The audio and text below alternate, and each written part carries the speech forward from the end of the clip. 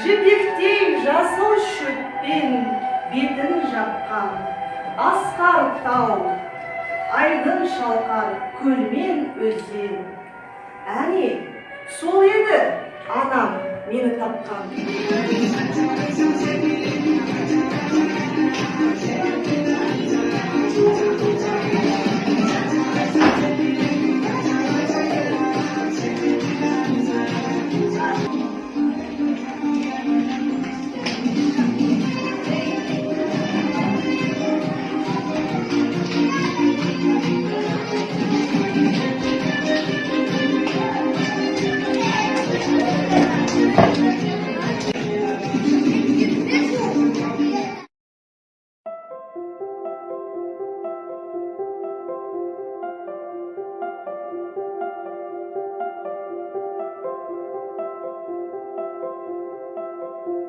Сәлеметсіздер ме, құрметті білім сүйер қауым.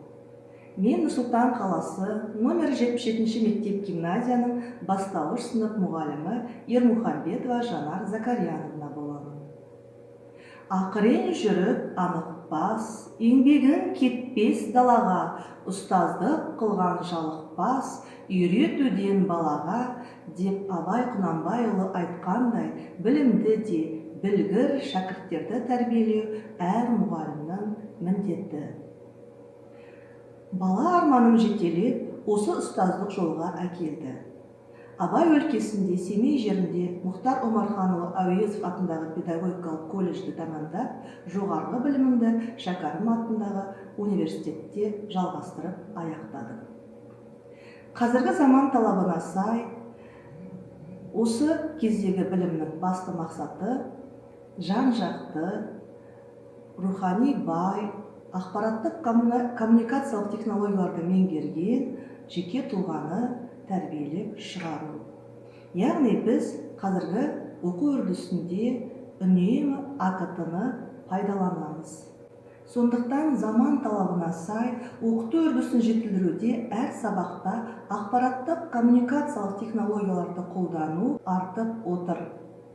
Мен де өз сабақтарымда АКТ-ны жиі қолдану арқылы оқу үрдісін түрлендіріп, оқушының білім деңгейін арттыруда ізденіспен жұмыс жасаймын. Педагог ретінде әртүрлі сайыстарға қатысып, шеберлігімді шыңдасам, оқушыларым өз білімдерін сынайды. Нәтижелі еңбек оқушы жетістігі деп айтуға болады. Оқушылар интернет ресурстармен жұмыс жасай отырып, түрлі сайыстарға да қатысып, жүлделі орындарға ие болуда. Соның ішінде Білім-ленд электронды интернет ресурстарын әр сабақта тиімді пайдаланамыз. Білім-ленд электронды ресурс кешенінің ұйымдастыруымен өткен жаңашыл мұғалім 2020 байқауына тәрбие сағатындағы АКТ аталымы бойынша қатысып отырмын. Биыл Абай атамыздың 175 жылдығы кең көлемде аталып өтіп жатыр. Мен де Абай Құнанбайұлының туғанына 175 жыл тақырыбындағы тәрбие сағатын осы байқауға арнап өткізуді ұйғардым. Мақсатым Абайдың даналығын, даралығын оқушылардың бойына сіңіре білсем деген ой болды. Тәрбие сағаты 4-ші сыныппен өтті. Сабақ жас ерекшелікке сай, әдіс тәсілдер жүйелілікпен жүріп отырды. Енді осы сабақ кезеңдеріне назар аударсаңыздар. Тәрбие сағатының барысында Білім-ленд ресурсындағы Ай мектептен Абай Құнанбайұлы туралы видео көрсетілді. Тілдерін оқыған шығыс поэзиясы және сөз өнерімен, оған қоса математика, география, жаратылыстану ғылымдарымен танысқан Низами, Науаи, Физули және басқа да көрсетілген Абай туралы бейнефильмнен кейін, сол бейнефильмде не түсінді, сол туралы балалар тест, сөйлемді толықтыр, ойлантап, дұрыс емес деген тақырыпта ойындар ойнады. Ол тапсырмалар әр топқа бөлініп берілді.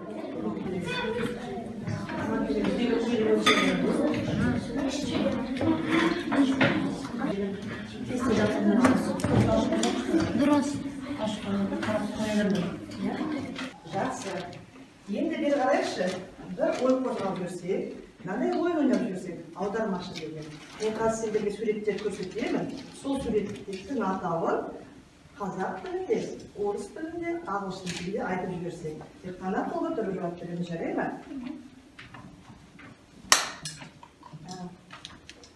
Мына тұрған не? Айтады. Қарға ворон крал. Тамаша, өте жақсы бала, қалеке бағалап қояйықшы. Тамаша, өте жақсы. Келесі. Ария. Қасқыр, волк, волк. Дұрыс па балалар? Иә. Тамаша, өте жақсы. Келесі. Аяулым. Түлкі, лиса и фокс. Фокс дейді. Дұрыс па екен? Жақсы, дұрыс екен. Тамаша.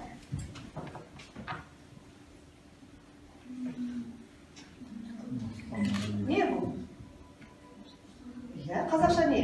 Құмырсқа. Орысша не? Муравей. Ағылшынша? Ағылшынша не? Білеміз бе? Ағылшынша ант деп айтады екен бұл бала. Есте сақтаймыз, жарай ма? Ант деп айтады екен. Ал, мынау не?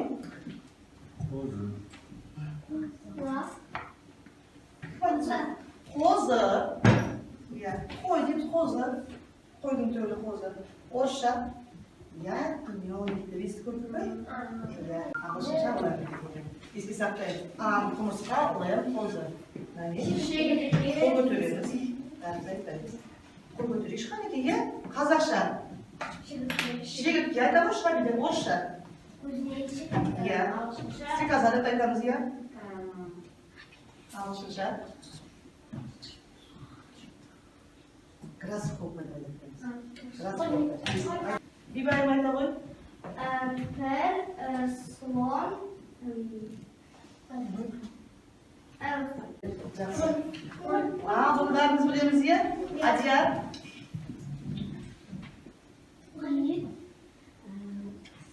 собака, дог. Жақсы.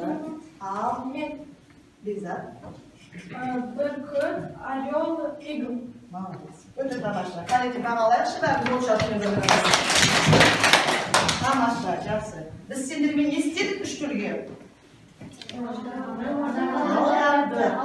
Аударды. Ендеше балалар, осы жаңағы сөздердің ішінде, бұл сөздер жай берген жоқпын. Абай Құнанбайұлы жаңағы орыстың ақын жазушыларынан көптеген мысалдарды аударған, әсіресе Крыловтан аударған. Сонда Крыловтың аудармаларында жаңағы мінекей осы аталған жануарларға байланысты мысалдардың атаулары аталған. Соның ішінде біз сендермен құмырсқа мен шегіртке туралы мысалды қойып көрсек. Енді қараңдаршы, жаңа Абай Құнанбайұлы орыс тіліне басқа тілдерден де аударса, ол кім болғаны? Аудармашы болды екен. Абай Құнанбайұлы аудармашы болды. Жақсы. Орысқа, Крыловтан, Абай Құнанбаев аударған. Шырылдауық шегіртке, ұшып жүріп ән салған, көгалды көбелек қызық пен жүріп жазды алған. Жаздыгүнгі жапырақтың бірінде тамақ, бірінде үй. Жапырақ кетті, жаз кетті, күз болған соң кетті күй. Жылы жаз жоқ, тамақ жоқ, өтінен не пайда? Ойын қайда, ән қайда, оны менен тұрмады. Қар көрінді, қыс болды, соқшыл сорлы бүкшейді, тым ақ болды, қиын іс болды. Секіру қайда сүрініп, қабағын қайғы жабып, дән жинаған құмырсқаны табады. Қарағым, жылы тамақ бер, жас шыққанша асыра. Мұның жаным сөз емес, жаз өтерін білмекпен. Жаның үшін еш шаруа ала жаздай қылматпен. Мен өзімге шаруашыл, жұмсақ бәйлеу иліме. Көгалды қылып гүл айтсақ, өлеңне қолым тиді ме? Қайтсың, қолы тимепті, өлеңші, әнші, есіл ер. Ала жаздай ән салсан, селкілде де билей бер. Тамаша. Осы тәрбие сағатын өткізу барысында әртүрлі әдіс-тәсілдер жүзеге асырылды. Атап айтсақ, көрсету, топтастыру, әңгімелеу, сахналау, сұрақ-жауап, шығармашылық жұмыстар, құрастыру, АКТ, сонымен қатар таңдау әдісі арқылы кері байланыс жүзеге асты. Абай Құнанбайұлы айтқандай: «Сенбе жұртқа, тұрса да қанша мақтап, әуретеді ішіне қулық сақтап. Өзің есен, өзіңді алып шығар, еңбегіңмен ақылың екі жақтап. Өзіңді сенгіштікпен әуре етпе, құмарпаз боп мақтануды қуып кетпе. Жұртпен бірге өзіңді қоса алдасып, салпылдап сағым қуған бойыңа еппе. Қайғы келсе қарсы тұр, құлай берме, қызық келсе қызықпа, оңғаққа ерме. Жүрегіңе сүңгіде, түбін көзде, сонан тапқан шын асыл тастай көрме». Абай ақын айтқандай, адам оқудан, үйренуден, талпынудан, еңбектен еш жалықпай, білімі мен еңбегіне сенсе, мақсатына жетеді. Қазіргі білім беру талабына сай, әр мұғалім өз білімін жетілдіріп, инновациялық технологияларды өз сабақтарында күнделікті пайдаланса, сабақ тартымды да мәнді, нәтижелі болады. Бұл туралы Қазақстан Республикасының білім туралы заңының 8-ші бабында. Білім беру жүйесінің басты міндеттерінің бірі оқытудың жаңа технологияларын енгізу, білім беруді ақпараттандыру, халықаралық ғаламдық коммуникациялық желілерге шығу деп атап көрсеткен. Ендеше әр педагог өз ісіне жауапкершілікпен қарап, ізденіске, шығармашылыққа, жаңашылдыққа ұмтылуы керек.